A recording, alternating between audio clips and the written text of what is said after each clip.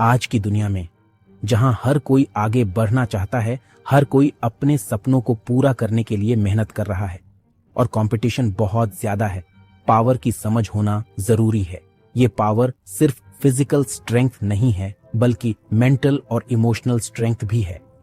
The 48 laws of power सिर्फ एक किताब नहीं है, बल्कि पावर की दुनिया में आगे बढ़ने का एक गाइड है।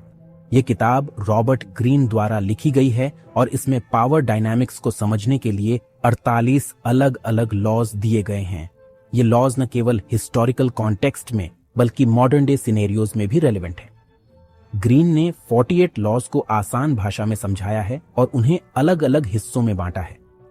हर लॉ को समझाने के लिए उन्होंने हिस्टोरिकल एनेक्डोट्स और रियल लाइफ एग्जाम्पल्स का यूज किया है, जिससे रीडर्स को प्रैक्टिकल अंडरस्टैंडिंग मिलती है। हर लॉ के साथ हिस्ट्री की कहानियां और एग्जाम्पल्स दिए गए हैं, जिससे उन्हें समझना आसान हो जाता है। उदाहरण के लिए उन्होंने नेपोलियन बोनापार्ट और जूलियस सीजर जैसे हिस्टोरिकल फिगर्स के एक्सपीरियंसेस को इंक्लूड किया है। यह एग्जाम्पल्स न केवल इंटरेस्टिंग हैं, बल्कि इंफॉर्मेटिव भी हैं, जिससे रीडर्स को पावर डायनामिक्स की गहरी समझ मिलती है। ग्रीन कहते हैं कि पावर अच्छी चीज भी हो सकती है और बुरी भी। यह इस बात पर डिपेंड करता है कि आप इसे कैसे यूज करते हैं।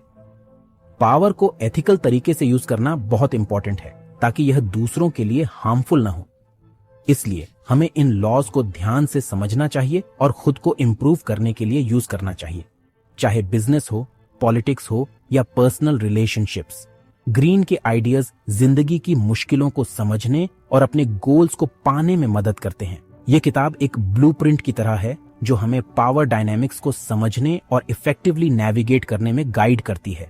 यह न केवल एक थियोरेटिकल गाइड है, बल्कि प्रैक्टिकल टिप्स और स्ट्रैटेजीज भी प्रोवाइड करती है, जो हमें रियल वर्ल्ड सिचुएशंस में अप्लाई करने में मदद करती हैं। द 48 लॉज ऑफ पावर की शुरुआत पावर पाने और उसे बनाए रखने के बेसिक रूल्स से होती है। पहला लॉ कहता है कि अपने बॉस से ज्यादा तेज मत बनो। दूसरा लॉ कहता है कि दोस्तों पर ज्यादा भरोसा मत करो, दुश्मनों को यूज करना सीखो। तीसरा लॉ कहता है कि अपने असली इरादे छुपा कर रखो।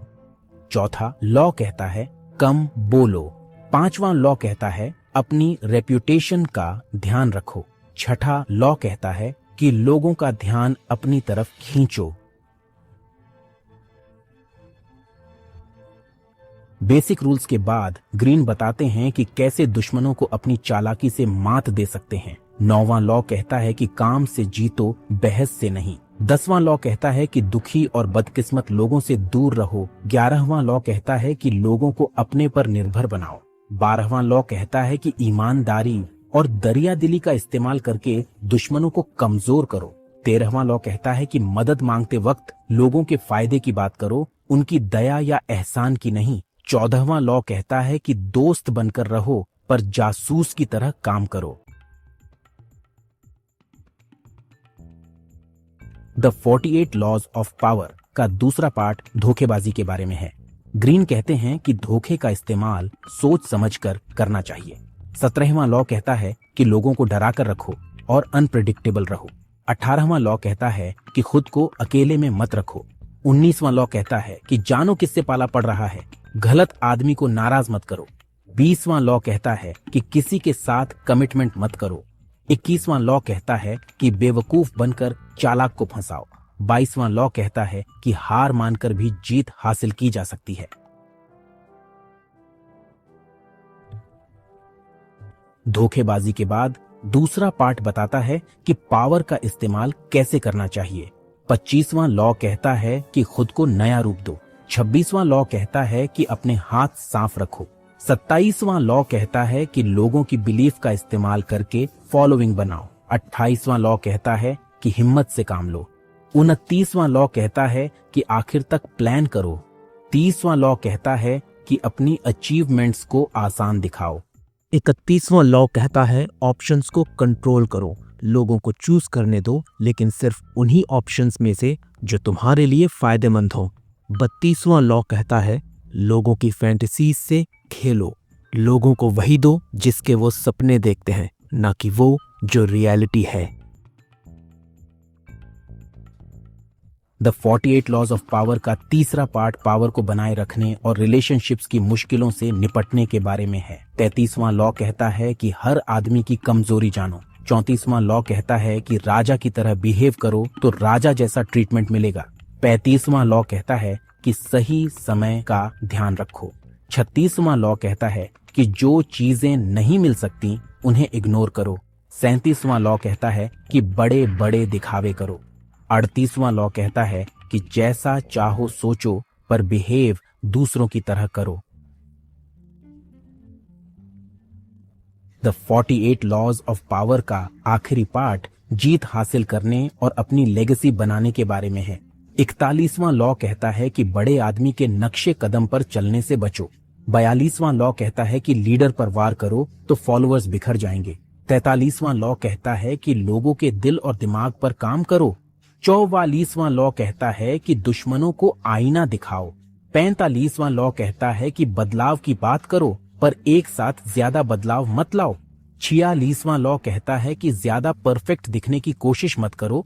47वां नियम, जीत के बाद हद से आगे न बढ़ें, सफलता के बाद रुकना जाने। जरूरत से ज्यादा आगे बढ़ने से दुश्मन बढ़ते हैं और आपकी जीत खतरे में पड़ सकती है। 48वां नियम, फॉर्मलेस रहें, लचीले और अप्रत्याशित बने। सख्ती आपको कमजोर बनाती है जबकि लचीलापन आपको टिकाऊ और शक्तिशाली बनाता है। द 48 लॉज ऑफ पावर को समझने में मदद करती है, लेकिन ये एथिकल क्वेश्चंस भी खड़े करती हैं। पावर अच्छी भी हो सकती है और बुरी भी। इससे पॉजिटिव चेंज लाया जा सकता है, लेकिन इसका गलत इस्तेमाल भी हो सकता है। ग्रीन खुद कहते हैं कि इन लॉज को गलत कामों के लिए यूज नहीं करना चाहिए। पावर का सही इस्तेमाल करना हमारी जिम्मेदारी है।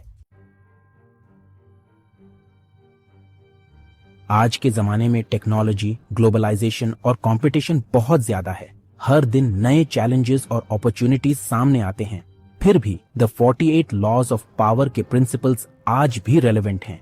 ये प्रिंसिपल्स टाइमलेस हैं और हर जनरेशन के लिए वैल्यूएबल इनसाइट्स प्रोवाइड करते हैं।